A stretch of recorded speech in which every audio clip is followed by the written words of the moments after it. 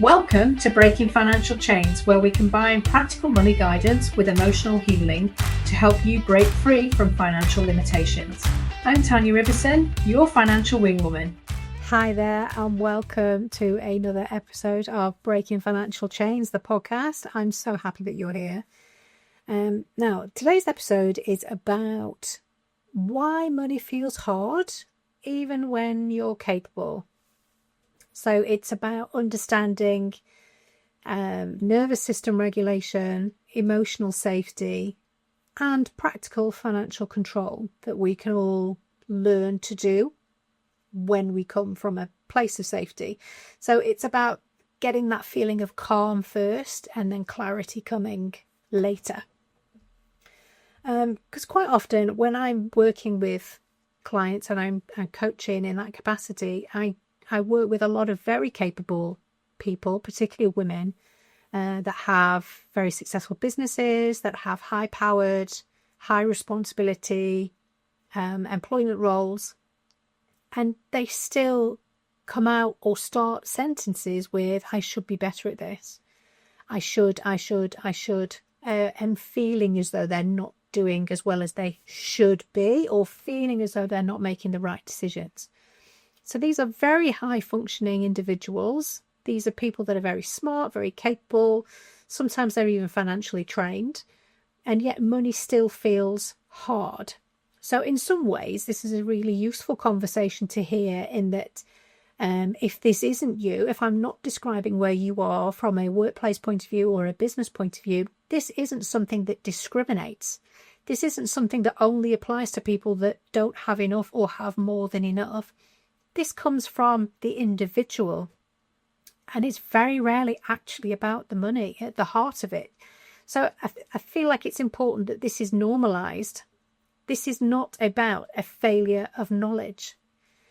It's a sign that your nervous system is overloaded when it comes to dealing and thinking about money, when it comes to making financial decisions, when it comes to financial planning, when it comes to future thought around how do I know if I'm going to have enough?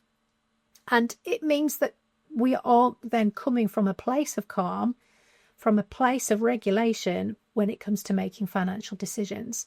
So it's perfectly normal to feel as though you're never coming at this from the right place, because you're reacting from a place of panic or from a place of being triggered. It's the emotional side of your brain that's dealing with this. And it's very common to believe that we just need to push ourselves through. We just need to do it anyway. There's a lot that I see online around feel the hard and do it anyway. Feel the fear and push through and just keep going. I just need to get organised and everything will feel fine. And other people have it a lot worse than me. So, I really don't have a place to complain. I feel so blessed. I'm so fortunate. And trying to sort of put ourselves down, or even that self-talk that, come on, you know this stuff. One of my current clients is an accountant, and she feels exactly that same way. You know the stuff, I've done the exams, I've read the textbooks, I've qualified, and yet I still find this really difficult. And that mindset actually works against the body when we're already maxed out, when we just don't have the capacity to think clearly around making financial decisions. So what's really important to try and get across, and I'm going to talk about today, is understanding that calm to clarity connection, and what that then happens with our brain when we come at this from a place of calm and regulation. And sometimes that means taking a step back. This is not about indefinitely procrastinating. This is about setting the scene and giving ourselves the best head start or the best foundation to start from making financial decisions. And what we need to do is understand what happens when we don't feel calm. And it can be a very physiological feeling. And the good news is that there are things we can do to help minimize those. There are things that we can do, and it starts with an awareness and an understanding of how our brain can hijack us, literally hijack us, can get in the way of making those financial decisions. So when we feel dysregulated, the key word there is feel. It is a feeling. And the central part of our brain that deals with the feeling side is the amygdala. So if you imagine making a fist, I'm recording this for my YouTube channel at the same time. So if you're watching me on the screen, fantastic. You can see that that's what I'm doing, but I'm also trying to describe this for my audio listeners as well. So imagine making a fist and your thumb is on the inside of that fist. So your thumb in the center is the amygdala. This is the emotional center of our brain. And the fingers then that go around the top of our thumb to make the fist, that's our prefrontal cortex. Our prefrontal cortex, easy for you to say, is the thinking part of our brain. The thinking brain is the one that makes the smart money decisions. It's the one that can logically think about, if I want to save for Christmas and I'm starting in January, that savings journey is going to be much easier if I start in January with a smaller chunk instead of waiting until September to save the same amount of money in a shorter space of time. So it's that logical, well, I'll just start now. But when we're feeling dysregulated, when we're stressed, when we're panicked, when we're overcome with a feeling of shame, we literally lose access to this prefrontal cortex. This area of our brain goes offline, and this amygdala part in the center, our emotional center of our brain, runs the show. What then happens is our body prioritizes survival, not strategy and logical thinking. It prioritizes managing that feeling of stress. When we were back in the caveman days, that was a very useful instinct to have. It still is a very useful instinct to have. It's that fight or flight response when we are in danger. But our body can't differentiate between running away from a saber-toothed tiger and opening up our credit card statement. If the feeling that we get, where our systems are flooded with cortisol and adrenaline, it doesn't know. It's just a bank statement. Calm yourself down, love. It responds to that feeling and that release of hormones. And that's where that feeling of panic comes from. But if we lose access to our thinking brain, then all bets are off. We are not going to be in a position to think logically and make decisions. It's just not how our bodies are made. So we're prioritizing survival and we're just looking to be safe. So we can't think straight about money. And when we can't think straight about money because we're in that fight or flight response, we're not broken. We are flooded. It is as simple as that. We are flooded and overloaded and overwhelmed. This does not mean we're not capable of making money decisions. It just means we're not in the right frame of mind, the right state to be able to work on something that is causing us this physiological reaction. So if you're finding yourself in that sort of a position, then we need calm before clarity. And our bodies give us real life signs of feeling that, right? So if we feel panic when we're logging into a banking app, as an example, if we're avoiding paying bills until reminders hit, impulse spending to manage an emotional feeling or as a way to feel momentary control or a way to feel better about ourselves is very quite common. And financial shame that spirals even after making small mistakes. So really beating yourself up for overspending, or you go on a night out and you buy a couple of extra drinks, or you go out shopping with the kids and you just think, oh, I just don't have the energy to go home and cook dinner now. Do you know what? We'll just stop for some fast food on the way home, or whatever that might look like. That shame that then, right, okay, now I've overspent. Now that's an extra 20 quid or whatever on the budget that I hadn't provided for. You always do this. You always make that mistake.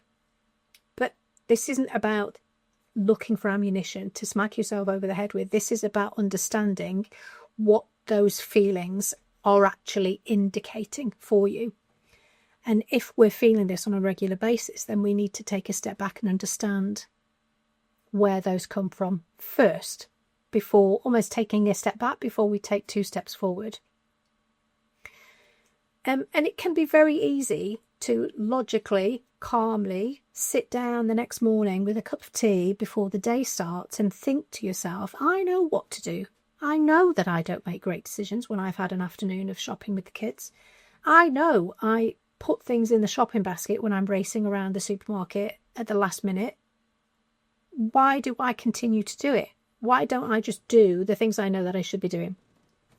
And the reason for that is because safety comes before logic. We lose access to that prefrontal cortex. So we're coming from a place of needing to be safe rather than this is not the most logical decision to be making right now with my money. You are not broken. This is the way that our brains work. This is especially true for women who've experienced financial trauma, who've been in financially controlling relationships or situations such as feeling like you can't leave a job that you don't feel safe in because you need the money, where you've experienced scarcity growing up, or it might just be burnout from constantly having to be the strong one and to navigate the ship or a family or a home or all of the above all at the same time. This is completely normal. You are not broken. So when I say calm first before clarity, what might that look like? Just to give you some examples of things you could start to explore and experiment with on your own. What that might look like, some deep breathing.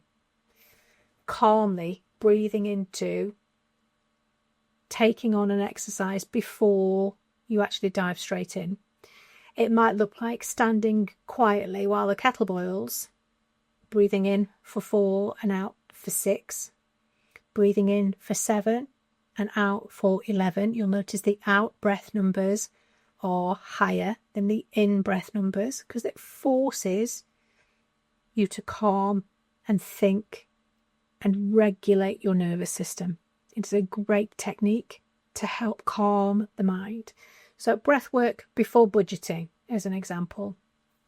Making some sort of ritual out of the experience for yourself. So making sure that you clear a nice calm space, whether that's in your office, in the kitchen, at the dining room table, light a candle. Get yourself a nice cup of tea or a glass of wine if you're so inclined, if that's what you want, then absolutely do that. Grounding yourself first before checking any of those balances. I love to go and stand outside first thing in the morning and my bare feet on the grass. Less so. Don't love it so much if it's chucking it down, but I have been known to still go out and do that because I just love that couple of minutes of just listening to the sounds that are going on around me really help me to feel and notice that I'm present in the here and now. Quite often I've got the cats yowling at me because they want some breakfast, as an example, but that's all the normal here and now, rather than letting my mind race away with me about what I need to achieve in that day or what I need to get done and what's on the to-do list and what everybody else around me needs before myself.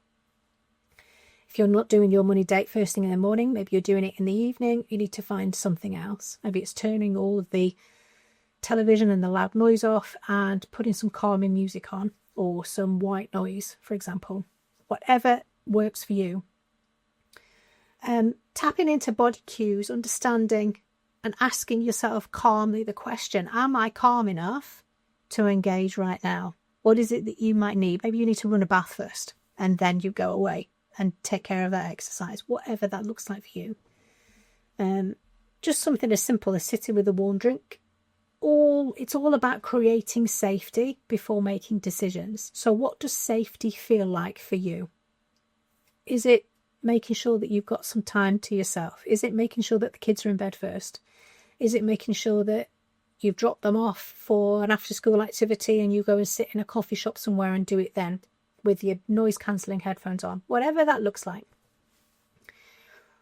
Creating a little pocket of calm before we then go in to tackle something that's potentially going to trigger you or you know has historically triggered you in the past. Because clarity comes after safety. So if we go back to the analogy of our fist with the amygdala in the centre, if we're calm and we're not coming from a place of emotion, our prefrontal cortex, I'll say it correctly this time, comes back into play. We literally come back online and we can then start to access those parts of our brain to help make those decisions. So once your system is regulated, then you can access spreadsheets and plans and strategy and from a place of logic, then get quite excited about the potential and the future opportunities that are sitting in front of you. So that's when your toolkit can then be put into play. The budgeting, the forecasting, planning your safety net, making a decision as to how much you want to save every month, looking back at how much you have saved every month so far if you're already on that journey, and looking at how much closer to my goal does that get me. Do I need to change my expectations? Do I need to increase my savings? Am I further ahead than I thought? Can I sort of pare that back? All of these things help to navigate towards that place of safety and where we want to be. And there are lots of other tools that we can bring in. This isn't just about spreadsheets and notes and working on our logical thinking brain. We can make use of mantras and put anchors in place for this work as well. So it could be the repetition or part of your routine, as well as lighting a candle or sitting in a coffee shop with your noise cancelling headphones on. It could be something that you repeat over and over as you're preparing to work on this for yourself. So it might be, I can take small steps from a calm place. It could be that you write that out. It could be that you say that over and over in your mind. You could say, I don't need to force clarity. I create clarity by calming my body first. Or making that into 2 mantras. I create clarity by calming my body first. And breathing deeply until we're feeling that way. And also not punishing yourself if you don't feel calm. You could have had a particularly stressful day. You could be in a less than ideal situation with constant interruptions. You might be trying to log in online to look at your banking apps and the internet isn't working. Incredibly frustrating. I can relate, having just had a whole week of not having any internet at home. All of these things contribute towards not feeling calm. Notice that those are there. Is this something that I can fix right now? Am I just trying to avoid dealing with this exercise? Noticing what's going on and being really honest with yourself. What is it that you need to be able to tick that off the list? Even capable women need space to feel safe. It's not a competition as to how much you can carry while still making decisions. It's important to notice and honour what's important to you. This goes back to a values piece that we've talked about on many episodes now. This involves looking for future you and what's important for future you. So what is it that you can do today that future you can thank you for? And those decisions that you're making on an everyday basis don't need to be profound or something that 50 years from now, future you is going to be oh so grateful. Future me is really grateful when I remember to make the bed in the morning. When I fall into bed in the evening, it's so much nicer to get into a made bed rather than needing to try and pull some sheets straight when I crawl into it of an evening. So it can be the little things. Meal prepping. Future me is really grateful when I can just throw something in the oven to warm it back up because I've already cooked it. Or shopping enough in advance to know that that's already taken care of. And it's the same with these habits with your money. Future you will be really grateful you saved, but past you needs to have done those things in the first place. We get to make that a lot easier for ourselves if we're coming at that from a place of calm, to then make the decisions from a place of clarity, which then all add up to those bigger habits and those bigger goals being achieved. So what could you do today that future you, an hour from now, a week from now, could be really grateful for? Because ultimately, just whilst I'm wrapping up here, this is not about weakness. This isn't about identifying where you feel less than your best self. This is about wisdom. This is about, if I know I get triggered in a certain situation, how can I change that, my environment, my surroundings, my situation, if I know I want to achieve X? Because it's about keeping promises to ourselves and also building that self-belief, because we can do hard things or things that historically have felt hard when we start to show ourselves that it's safe to do it and actually follow through. You're not failing at money if this is the one piece of information that you walk away from this episode with, you're not failing at money. You've just never been taught how to feel safe around it. But you get to teach yourself now, and you get to set examples for those around you right now and make that easier for yourself going forward. At the end of the day, calm isn't a luxury. It is a financial strategy, though, and it can help you put those plans in place that future you is going to be eternally grateful for. Thank you so much for listening. I look forward to seeing you on the next episode. Thank you for joining me today on Breaking Financial Chains. Remember, you have the power to transform your relationship with money one step at a time. If this episode helped you, please subscribe and leave a review to help others find their path to financial freedom. I'm Tanya, your financial wing woman, and I'll see you next week.